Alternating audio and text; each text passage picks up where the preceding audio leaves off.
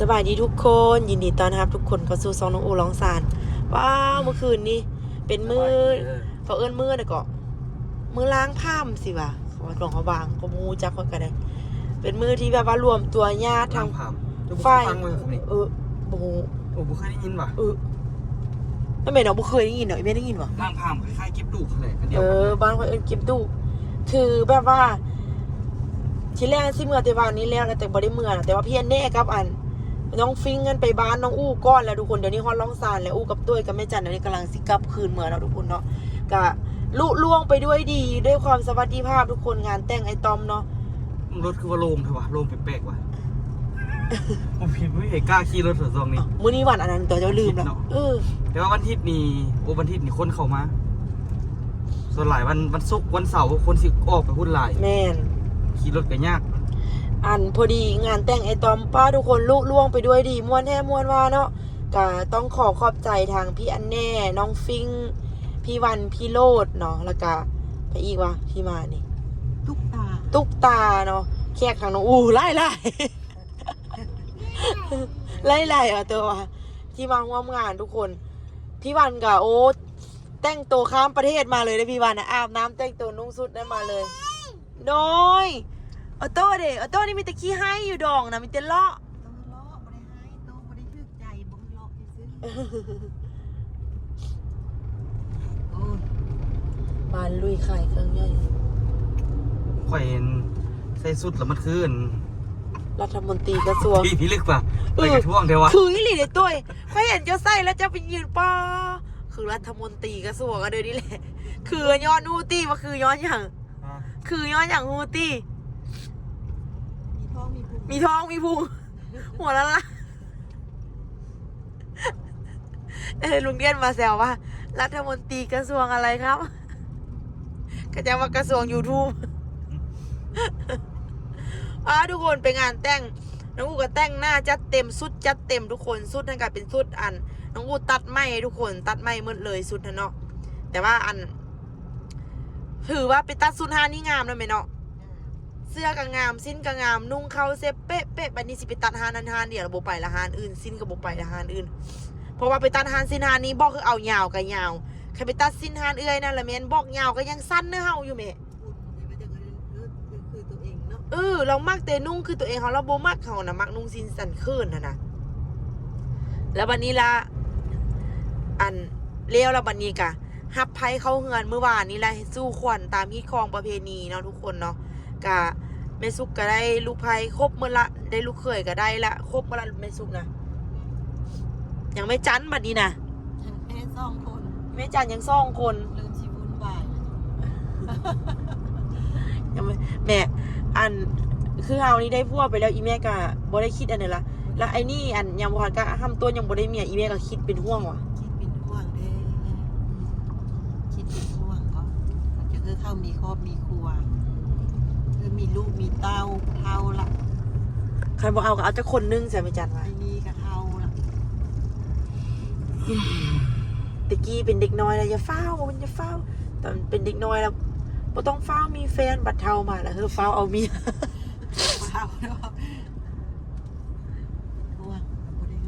ซื้ออันนี้แม่ก็ดีกว่านี่คือเขานี่เนาะเครื่องดนเนาะซื้อก็ดีเลยโอ้ทุกคนม่วนแท้ม่วนว่างานดองก็ได้จิ๊บหัวอยู่ในไปซื้อนั่งอยากแก้มองข้างบ่ป่ะได้เงินล่าอยู่ว่าได้ทิปเมื่อวานนี้ต้องห้องเพลงเดียวได้เงินเกือบ400,000ว่าแท้เมซุกคันนั่นเป็นผู้เอาเงินเธออันผู้เด้อผู้อันซุ่งๆอันนั้นน่ะใช่บอกเอาเงินเธอไปยินป้อนไม่เงินไม่ซุกมาก่อนเบอร์50เบอร์เด้ออันเอาเบอร์10มาซาวบ่นะกูจะเอาเบอร์50นี่น่ะไอ้ผ่านไปห้องเลยเงิน3-4แสนนี่แหละไอ้นี่ได้มาไอ้นี่ก็ยายมีลินยายพูดเลยมีลินหูขวมเลยนอกไปได้ขับใจเห็นไหมแต่สั่งขนาดมีลินนะขับใจสแกนเพิ่นว่านะเพิ่นบอกเขาเอาเงินมาได้เพิ่นบอกสแกนเพิ่นว่าสิเก่งสลัดเอาที่เอาว่าคำเว้าคำวาน่ะกินข้าวเคียนน้ำเคียนเขากินน้ำใช่ไหมเพิ่นบอกเด็กน้อยเป็นปี9 เดือนเป็นเก่งปานนั้นพุ่นเนาะ โลกันนี่ยี่ ออโต้ใส่ออโต้น่ะออโต้ปีอะไรออโต้ปี5 เดือนเขาถามว่ามิลินได้จักปีละปีปลายออโต้จักปีละปีปลายว่าแม่ ตอบนะ เก่งเก่งแท้เก่งว่าเขายังแพงอ่ะเดียวว่ะ สร้างหู้ว่าปีไป ถามมือนี่ห้องเป็นตู้จ้อย เขาถามว่ามิลินได้จักปีแล้วปีปลายแล้วไม่ซุกฟอนเลยเฮ็ดอันนี้นะตัวเฮ็ดอันนี้นะเพิ่นสิเฮ็ดหยังแต่แม่ก็ได้ว่าลูกอันเลียนะนะเขาแถวว่าให้นำพอป้าโอ้เอาเตอร์กับป้าว่ะป้าเอาเตอร์กับว่าเป็นเนาะอีพ่อเบอร์เว้าซื้อ ห้องปะห้องพ่อ พอบ่ออก ตุ้ย โอ้ยออกแล้วนี่เอาเตอร์ห้องพอเลยล่ะเอิ้นพ่อไว้ ห้องพ่อไม่หลบพ่อ ป้าโอ้ยเก่งเนี่ยวะมาโอ้ยผู้ใดสัก อาจารย์ไม่ได้กัด ห้องผู้ใดมาจริงออโต้เว้าได้หลายคำเลยเนาะ กินข้าวบ่ายปลาไอ้จั่วไก่มาสาธุ นี่คนกำลังสิไปซอกเติมน้ำมัน ตอนนี้น้ำมันขาดเด้อทุกคนเด้ออยู่ลาวนะอยู่ลองซานเขาปิดปั๊มมืดเดี๋ยวนี้นะไผ่ลองซานโทรมาหาซื้อน้ำมันมาเด้ซื้อน้ำมันมาเด้จักที่ซื้อเดี๋ยวนี้ก็น้ำมันที่นี่ก็ขา อั ด นนี้กับผม โอ้ปิดหมดละตุ้ยเมื่อทำมาเติมนี่วะ ตอนมันพัด เอาไปเติมโอ้ อันนั้น ลูกกันนับรถนี่ลูกก็เติมซื้อหรอวะ นี่ชิเติมนี่เลย กลับได้เลยนะซ้ำนี่นะ แต่ว่าต้องเติม โอ้โหเติมก็ได้ซ้ำนี่นะแต่ว่าก็อยากเติมไม่ให้มันเต็มไว้นะ เติมโลดเติมโลด โอ้ยเปลี่ยนเลยครับมันจะไม่มั่วเรื่องมันเลยดู ป้าชมไปซื้อรถไฟฟ้ามาขี่ป่ะ ไปแปลงรถไฟฟ้าเหมือนไปแปลงรถไฟฟ้าให้มีเอ้ยข่าว ในปั๊มนี้ยังเปิดอยู่ เปิดลิซ่าดิ เปิดกระแพงขนาดเลยสาวเก้าพอเด้อ31สาวเก้าตกใจเห็นแต่ตัวเอสสั่งพิเศษ ยังราคา ยังถึงมาตรฐานอยู่สาวเก้า มาตรฐานใช่มาตรฐานตอนมันขึ้นนี่แหละ 43มันถึงบาทลิตรนึง43 บาทเนาะ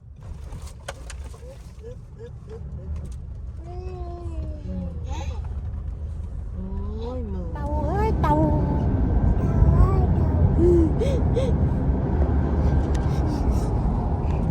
เต้าไหมลูกเต้าไหมเต้าเอ้ยเต้าโอ้ยกินกระดานนะเต้าเอ้ยเต้า มาฮอด บอกก็อยากแม่นอยู่เด้ มาฮอดลองซานแล้วตอนนี้พี่อันเนี่ยกุ้มใจนักอยู่ มีผู้สาวดึงตัวไว้ แต่ว่ามีงานที่ต้องไปวันนี้ให้จังใดเนาะพี่แนวอ่ะหน้าดำคำเครียดอยู่ตอนนี้ ผู้สาวเพนนัดกินเบียร์แต่พัดตัวเองว่าสัญญากับตัวเองแล้วว่าจะฮักตัวเองหลายขึ้นที่บอกกินเบียร์เห็นว่าบัดนี้พัดไปเจอผู้สาวที่มักบัดนี้นะเฮ็ดเอาเด้อบัดนี้ โซ่ทั้งเบิดเลยอ่ะผู้สาวมันผู้สาวนั่นหันโอ้ล้มดีได้ล้มดีไอ้แน่ว่าพอได้เขิน คือได้จังไดก่อนตัวเฮ็ดเมื่อกี้นะคือ น้องไอ้ติ๊กนี่มีแฟนหรือยังนะ ไม่มี มี โอ้แต่งตัวทุกวันก็สวยนะ คู่แฝดตุ้ยใช่ปะตุ้ย มันโมเมาหรือมันอยากอายกล้อง ไม่ มันเมาหรือใครนิดนึง เต็มที่เลย บ่อายดอกมันก็บ่ค่อยอายนะ ที่ตอนมันเมาอะไรตุ้ยฮะ ชื่อตุ้ยเหรอ มีคู่แฝดไอ้ตุ้ยกับจอย มีคู่แฟนด้วยเหรอ หน้าเกือบคือ ตกลงคนที่พี่เคยเจอใช่ไหมคนเนี้ย คนนี้ อ๋อแต่ถ้าเป็นคนที่ไม่เคยเจอ คนนั้นอยู่เบียง อ๋อนึกว่าทำผิดคน คู่แฝดตุ้ยจอย เวลาเขายิ้มเวลาเขาหัวคือกันขนาดเสียงกับคือกันเนาะ เอาเป็นคู่แฟนเลยนะ แมนไอ้เนี่ยกู มีหลายคนเป็น10อ่ะตอนที่จะกลับก็ไม่ให้กลับดึงเลยนะต่อยก็ไม่ยอมให้กลับต่อยก็ดึงเลยต่อสาวไม่ได้บอกเบื่อเนี้ยบอกเป็นจะเป็นเจอหน้าก็เจอแต่อะไรนะ นี่แหละวะ แอร์กีเหรอ อีแก่เหรอ พี่ไม่ได้พูดเลยนะต่อยพูดนะ ขนาดบ่ได้พูดได้หันทรงขนาดนั้น ส่งมาก็เลยไม่ได้บอกให้ซะ เออ ตอนให้ พี่บอกให้เจ็บหัวให้พี่กินเบียร์แล้วต่อยก็บอกไปเถอะบอกอย่างไรว่าผมจะไปบอก เบียร์ไม่ว่าหรอก อ๋อเมื่อกี้น่ะ อยากยอมกินเบียร์มือสามสี่มือซ้อน ตุ๊กกับมาบ้านโอ้ทุกคน โดยอ่ะโมเมนต์อู้ยิงชวนอยู่ได้ไปเข้าลำบงบอกสัน ไปเลย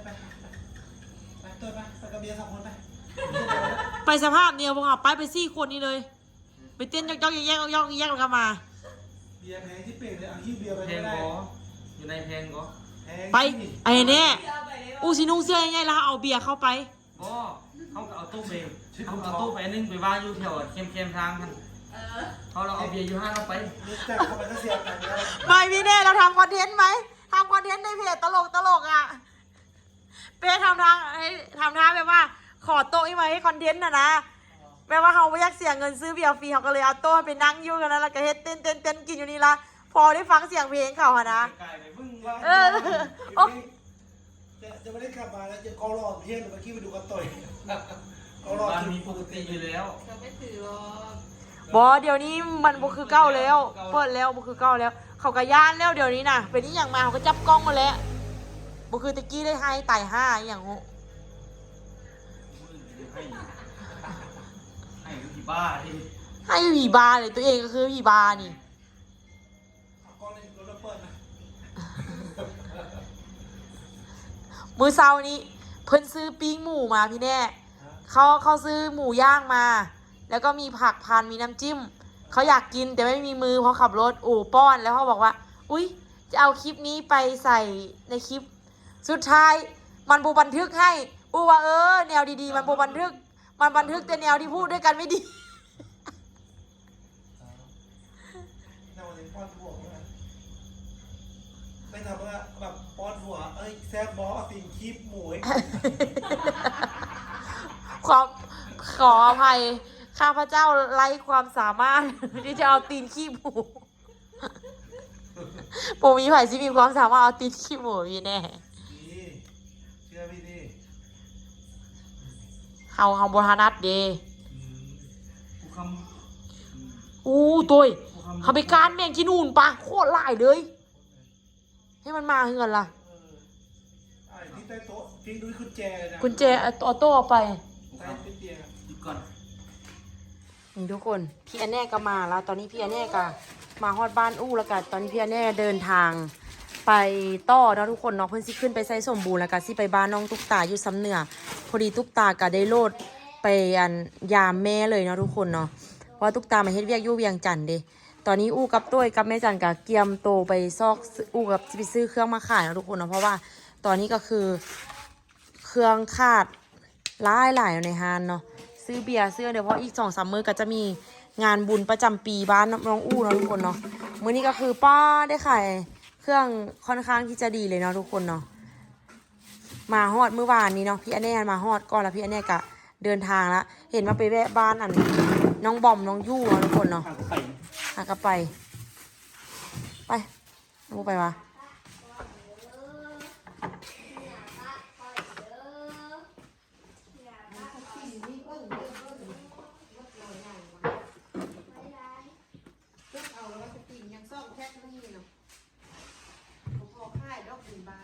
จดแล้วจบหมดแล้ว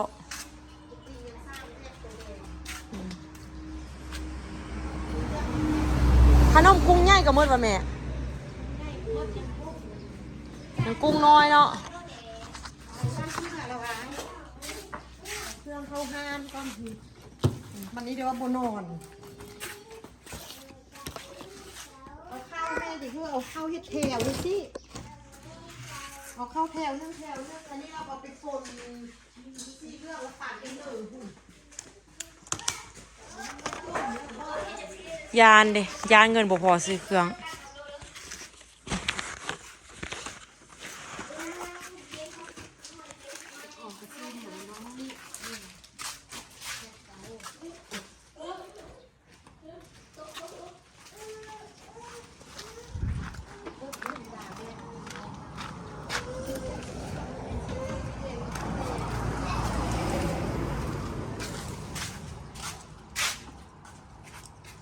เอ้านอนแม่เอิญป้าไว้เอิญมาไว้เอิญหมวยไว้ เอิ้นย่าไว้ เอิ้นปู่ไว้ เอิ้นกอไก่คอไข่คอควายจอจอกอืม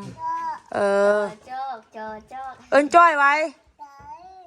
เอิ้นเพลงห้องเพลงเต้าเด้ฮะ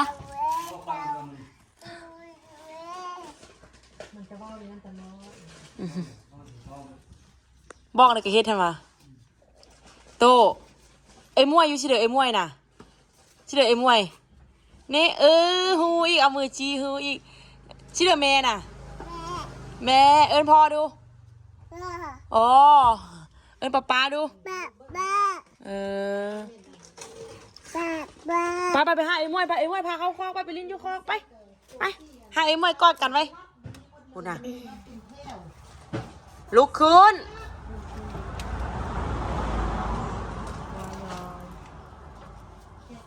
ฟอนแน่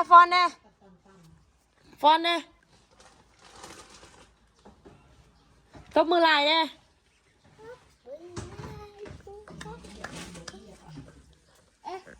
อย่าขึ้นไหน